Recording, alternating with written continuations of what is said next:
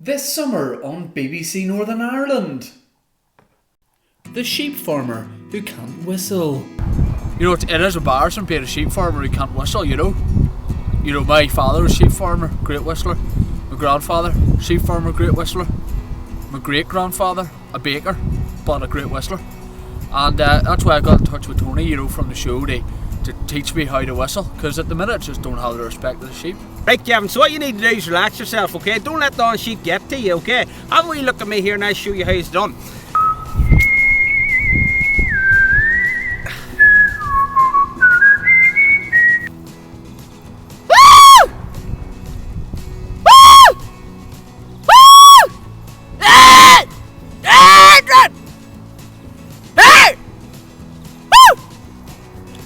You don't have any sheep there, Kevin, do you? I do not indeed, sir.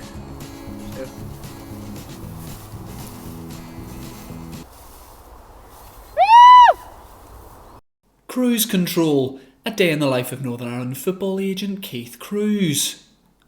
I'm Northern Ireland's premier football agent. You know, I look after all the boys. Actually, many years ago, I got Jordy Best, probably the most lucrative deal he's ever got with some club in the Middle East.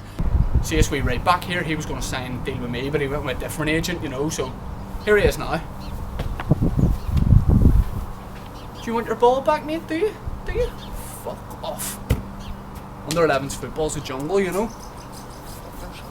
I didn't really know too much about George, you know, and what I should have probably said was he was 51 by a stage. He just had the liver transplant. He was back in the old pints. Our brand new sitcom, The Troubles with the 80s. Right, on your knees. With me first time. I just wish I was in a pub. Well, you're about to have a few shots. Any last words? Don't buy me slippers. Why would I want to buy your slippers? Because I'm not going to need them after this. Sick. I just wish I'd have gone to America when I had the chance. Why? Have you never been? No, but I've been in a right few states.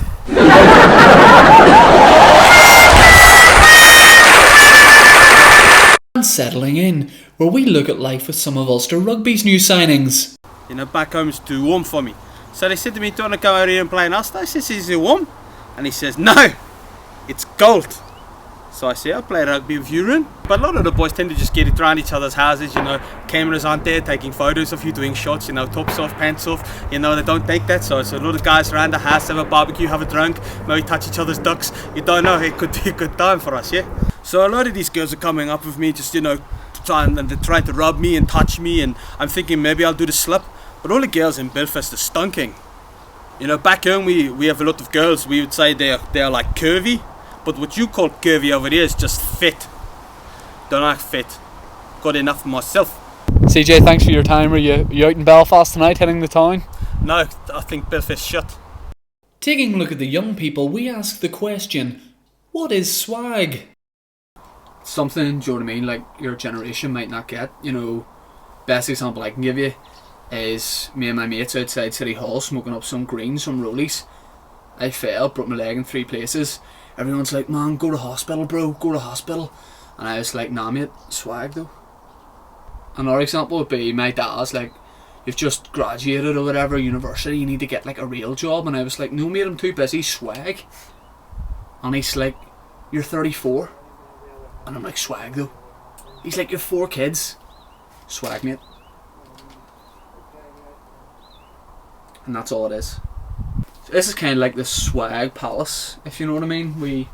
Area I've got for myself, and come in here to like basically the freestyle and stuff, spit a few bars, like a bit of swag rap. Like you give me any subject and then just spit some bars about it. Go for it, mate. Any subject? Any subject you want, I'll just spit it. Tell you it like it is. The World Cup. World Cup. Right, World Cup.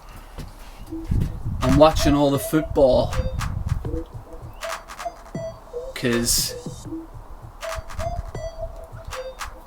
what else, like if you had to pick another subject? Plus, we look at the local stars behind HBO series Game of Thrones. Let's talk about some of the roles you guys have played on Game of Thrones. Do you want to just list a few of them or tell me what your characters' names are? What do you like for time here? No. Ironmonger 4, Season 1, Episode 3. Shoot.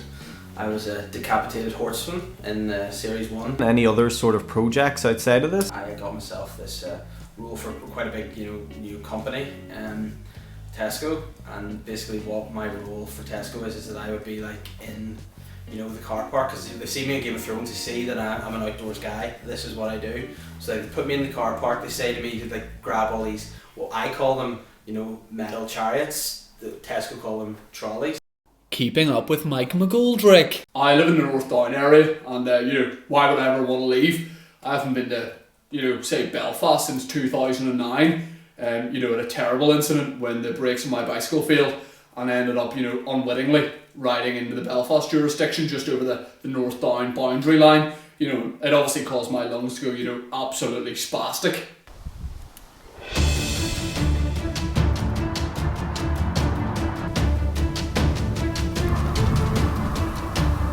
Mike!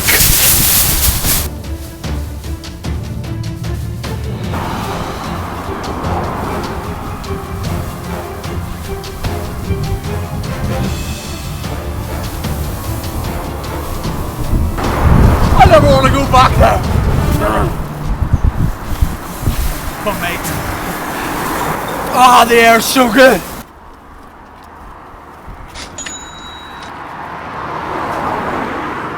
Look, I have nothing against the peasants of Belfast. I'm only joking, I really do. This summer on BBC Northern Ireland.